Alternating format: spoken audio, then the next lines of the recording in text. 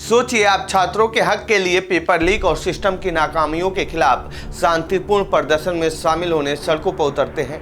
प्रदर्शन खत्म होता है, आप घर लौटते हैं, लेकिन 2 दिन बाद पुलिस आपके दरवाजे पर दस्तक देती है और आपको एक 240 सवालों का फॉर्म पकड़ा देती है। सवाल नीट परीक्षा या एजुकेशन सिस्टम पर नहीं, बल्कि सवाल पूछे जाते हैं, क्या आपने उमर खालिद को रिहा करो के नारे लगाए? इस प्रदर्शन का पैसा कहां से आया और क्या आपने भाषण के दौरान किसी सरकारी अफसर की आलोचना की थी? यह असल मामला है 24 जुलाई 2026 का गोवा के मापुसा का। दिल्ली के जंतर मंतर पर चल रहे देशव्यापी छात्र आंदोलनों के समर्थन में जब गोवा के युवा सड़कों पर उतरे तो गोवा पुलिस ने उन पर एक ऐसी जांच बैठा दी जिसने सुनने वालों के होश उड़ा दिए। द इंडियन एक्सप्रेस में छपी पवनीत सिंह चड्ढा की रिपोर्ट के मुताबिक पुलिस ने प्रदर्शनकारियों से एक लंबा पूछताछ फॉर्म भरवाया, जिसमें न केवल फंडिंग बल्कि उनके social media groups, phone data delete करने और उमर खालिद की रिहाई वाले पोस्टर्स को लेकर तीखे सवाल पूछे गए थे। लेकिन बात सिर्फ पुलिस के पूछताछ तक ही सीमित नहीं रही। मामला तब और गंभीर हो गया जब गोवा के मुख्यमंत्री प्रमोद सावंत ने सार्वजनिक रूप से बयान दिया कि छात्रों के प्रदर्शन में उमर खालिद जैसे मुद्दों को लाना आंदोलन को बौद्धिक रूप से निचले स्तर पर ले जाना है। वहीं दूसरी तरफ नागरिक अधिकारों के जानकारों और वकीलों का कहना है कि क्या किसी लोकतांत्रिक विरोध प्रदर्शन में शामिल होना अब सीधे पुलिस सर्विलांस और यूएपीए से जुड़े सवालों के दायरे में आता है? क्या यह अभिव्यक्ति की आजादी पर सीधा अंकुश है? पुलिस ने कौन कौन से सवाल पूछे थे? शनिवार यानी 25 जुलाई की शाम को यानी प्रदर्शन के अगले दिन गोवा पुलिस ने पणजी के आजाद मैदान में एक सभा के दौरान कथित तौर पर उमर खालिद को रिहा करो का पोस्टर ले जाने के आरोप में एक व्यक्ति को हिरासत में लिया था। अब इंडियन एक्सप्रेस को इस बात का पता चला है कि सिटीजन्स ऑफ मापुसा नाम का एक स्थानीय समूह की तरफ से दी गई शिकायत के आधार पर पुलिस ने कम से कम 2 प्रदर्शनकारियों को बुलाया।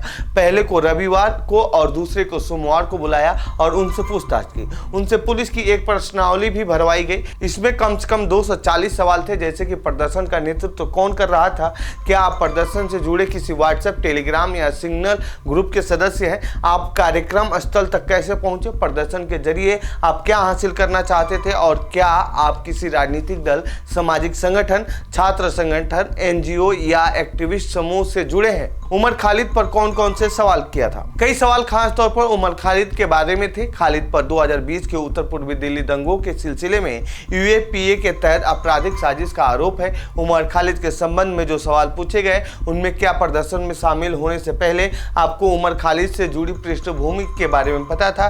क्या आपने उमर खालिद को रिहा करो का नारा लगाया? अगर हाँ तो आपने कितनी बार यह नारा लगाया? क्या आपके बाद दूसरों ने भी यह नारा दोहराया? Banner, play card, sound system या अन्य सामग्री के लिए पैसे किसने दिए या उनका इंतजाम किसने किया? क्या आपने प्ले कार्ड पकड़े हुए अपनी कोई तस्वीर सोशल मीडिया पर पोस्ट की?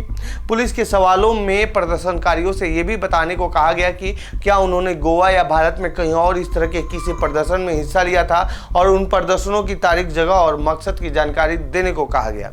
उन्होंने प्रदर्शनकारियों से यह भी पूछा कि क्या उन्होंने विरोध प्रदर्शन में जुड़ा कोई भी इलेक्ट्रॉनिक डेटा डिलीट किया है और क्या वे जांच के लिए अपने फोन दे सकते हैं।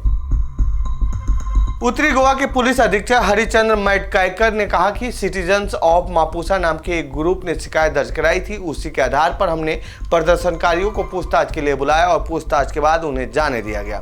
सवाल जवाब के बारे में एसपी ने कहा कि पूछताछ के दौरान उनसे कुछ सवाल पूछे गए और उन्हें रिकॉर्ड किया गया। आमतौर पर जब हम कोई जाँच शुरू करते हैं तो हमें तब तक सवाल पूछने होते हैं जब तक हमें संतोषजनक जवाब न मिल जाए, इसीलिए कुछ सवाल पूछे गए थे। गोवा के सीएम ने उठाए सवाल। इसी बीच गोवा के मुख्यमंत्री प्रमोद सावंत ने बुधवार यानी 29 जुलाई को पेपर लीक के खिलाफ विरोध प्रदर्शन में खालिद की रिहाई की मांग वाले प्ले कार्ड लाने पर प्रदर्शनकारियों पर सवाल उठाए। सावंत ने एक कार्यक्रम में कहा कि छात्रों को नीट पेपर लीक के खिलाफ विरोध करने का अधिकार था, लेकिन उनके प्रदर्शन का ये बहुत ही निम्न स्तर था। आजाद मैदान में हुए विरोध प्रदर्शन में उमर खालिद की रिहाई की मांग वाले प्ले कार्ड दिखाए गए, जबकि खालिद के संबंध संसद हमले के दोषी अफजल गुरु से हैं। नीट पेपर लीक के विरोध में उमर खालिद का मुद्दा क्यों लाया गया? धर्मेंद्र प्रधान जी ने जिम्मेदारी लेते हुए और देश हित में अपना इस्तीफा दिया है। हमें अपने छात्रों में राष्ट्रवाद की भावना जगाने की जरूरत है ताकि वे सांप्रदायिक सद्भाव न बिगाड़ें।